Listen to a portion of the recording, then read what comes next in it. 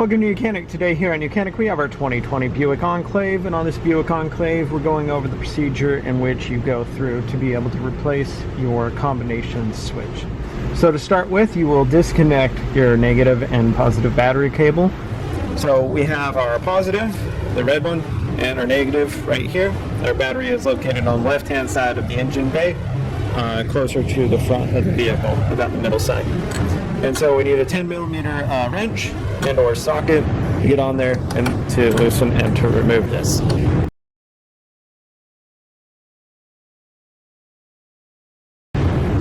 we just need to loosen it enough that we can be able to get this off, maybe a little bit more. And sometimes you need to kind of open this up a little bit. And so we were able to pull that negative battery cable off, and also make sure that the vehicle has been de-energized. Give it about 10-20 minutes, and then also put your hand on the horn and make sure that there's no power in your vehicle, because airbags are very sensitive and we don't want to deploy it if it hasn't been deployed. So we've done that procedure, and then the next thing, you're going to want it to reach your hand down here below the steering wheel, and that's where you can get your adjustment up and down and in and out. Pull it all the way out to give you space, and then put it in the lock position, and that will help you. Now, to be able to get this steering thing pop off, there is a spring in there that holds this on 3 points, and the way we can release it is we need to turn the steering wheel 180 degrees so that it's straight upside down. Right? And then when you reach around the back, you will feel that there is a hole and an indent. And so you can either use a screwdriver or some type of pick tool if you can. And what you need to do is you need to get in there, and on the top side, you're gonna feel that it hits a point, and then you just need to pull up, like you hit solid metal, and then you just need to pull up. And when you pull up, you release all 3 of the tabs, and I'll show that. And then once we get out here, we want to disconnect. There are some wires here that we need to disconnect, and we'll start with, there's a ground wire where you have a little tab that you need to press, and then it can pull out. And now these we need to pull from the airbag. There's a tab on both sides.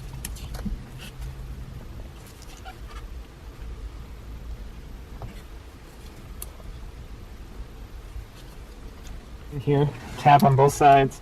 You need to pull them up to the top, and then it will release. There we go. And so that's the removal of your airbag. And when you're ready to put it back on, it's the reverse order. Just hook these wires back up, and then you just press it on. It's not as hard to get it on as it was off. Right?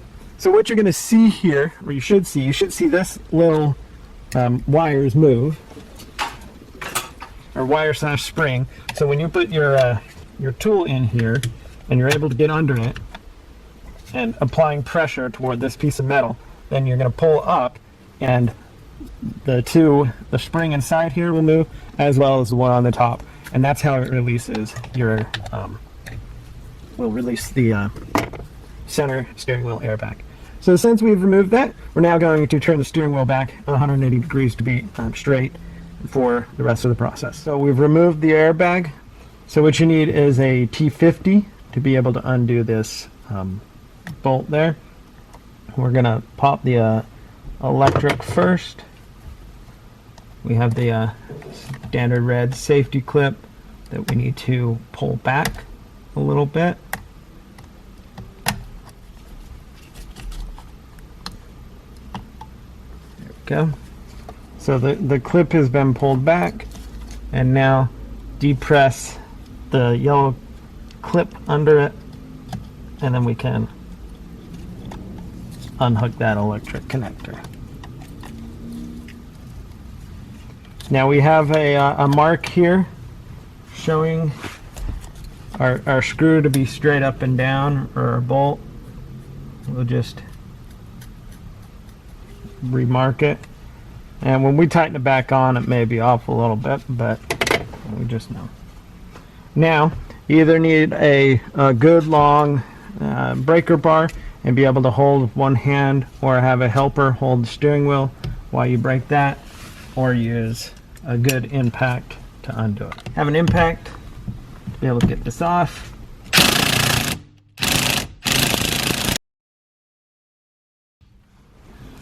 Took a little effort, but it did come loose, and now it has popped off. Now it did back, the steering wheel itself backed up and off, but we're still good because we didn't lose the splines. Because when we put it back on, we want to make sure we line it back up and have it on there in the same spot. Otherwise, you're going to have a steering wheel that's crooked and it can throw off the clock spring. So, going to make a nice good mark here so that we can line the splines back up in the same spot we took it off. I'm going to make 2 marks. Okay. So we made the marks there. Now when we pull this off, we're also checking behind that nothing is attached there, and we want to keep that clock spring the way it is right now. So steering wheel has been removed. This is your clock spring right here. I have put a piece of tape to keep this in the orientation so that it doesn't move too much. You want to keep this where it's at, because if you turn it too many turns to the right or too many turns to the left, it will it breaks a band inside there, and then you get all types of lights on your dash that you don't want. Otherwise, if you do that, then you would need to buy a new one. And it's designed to have a certain amount of revolutions to the right, certain amount of revolutions to the left, and so you want to make sure that you keep it in the orientation. So like if you had turned this 180 degrees, and then when you actually turn left to drive, you could break the clock spring. So we have a piece of tape there to hold it so that it doesn't get off and adjusted. Right down here, to be able to remove this piece of plastic, there's a hole, and there's a 7mm bolt that you remove from the bottom. I've done that. Now we need to pop this part of the plastic cowling up. So you can use your non-marring tool and just be able to get in there and to be able to pop it apart on both sides. And then pop this up. And we have that laying up top there. And then that exposes 2 7mm bolts here to be removed to get this bottom piece off. This top piece does stay attached. It's got some little fabric piece there to make it fancy.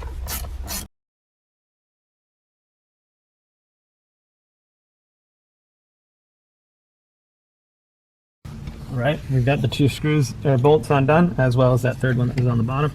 And now we'll be able to pull this out and set that aside. That exposes everything we need here with the clock spring, and now we can get to the combination switch. We need to remove the actual clock spring from the unit, and so we have an electric clip on the back here to undo, which is going to be the same as the way the front one was, where we have a red tab we need to push back and then be able to depress the connector. Okay, red tab and it's pushed back, depress the connector and unclip that yellow connection. Now the clock spring is held on by some plastic tabs here, and we're going to just easily pop them up. Okay, got the top side and the one last one on the bottom here. Okay. And that is the clock spring component removed. And like I said, we got that tape there to keep it from getting out of alignment. So now, if you look, you'll feel on the back here, or get your head down and look in here, and there are 2 tabs that you can pull. You may want to use a screwdriver very gently. Replacing, I guess it doesn't matter if you break it, but and we pull the tabs apart to break it free, and then we pull this whole unit off. And this is our our unit here, and we had our 2 electric connectors on the back here that connect to it. And so that's the removal of your combination switches for your Buick Enclave. We've removed the combination switches to be able to replace them with new ones, and in that process you need to remove the switch, the clock spring, steering wheel, and the airbag. So now we are ready to where we can put everything back together. And so to start with, we're going to put this back on, and you'll notice you have this little line here that's going to line up in the bottom, so that this can go only on the one way and line up, and it has plastic tabs that lock in right there. So we get it lined up, press it until it locks into the plastic tabs. Go ahead and make the electric connections on the back for the switches themselves. Okay, so the switches are locked into place, and now we are able to put our clock spring back on. And so here's the clock spring. Make sure that we line it up and put it back on. Now we put the tape on the top, or any type of marking, but we put the tape so this doesn't move around too much and that we don't get it off in the wrong orientation. And now this you just press in until it clips and locks on all 3 tabs, and then these little grommet there sit down there. Then we have the electric connector to connect on the back. You squeeze that in, it's locked in, and make sure you press the red tab in there to do the secure lock on it to make sure that it stays on there in place. Now we've done that, we can go ahead and put the cover piece on the bottom, and the cover piece on the top can come down. So we just need to slide this up down through here.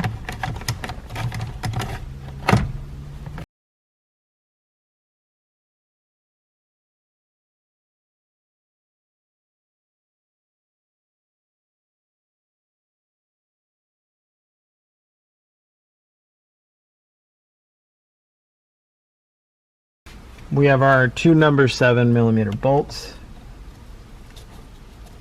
There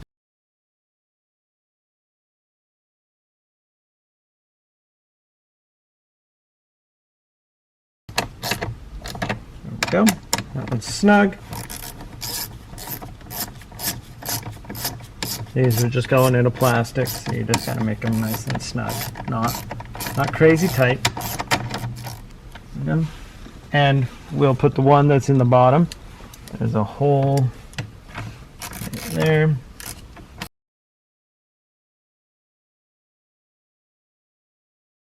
Okay. We have the 3 bolts in, and now we can bring this cover up and align it and lock it into place.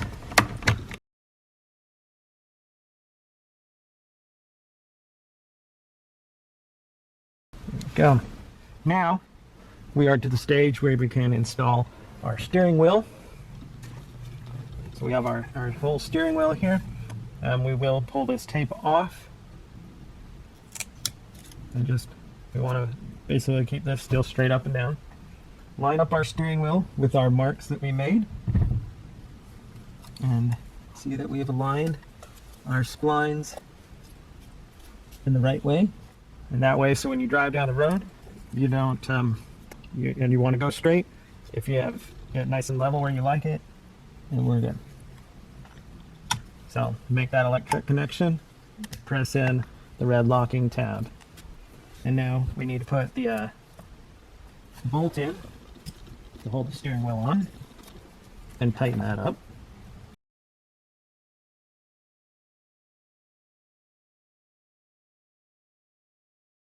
Alright, so we're good there.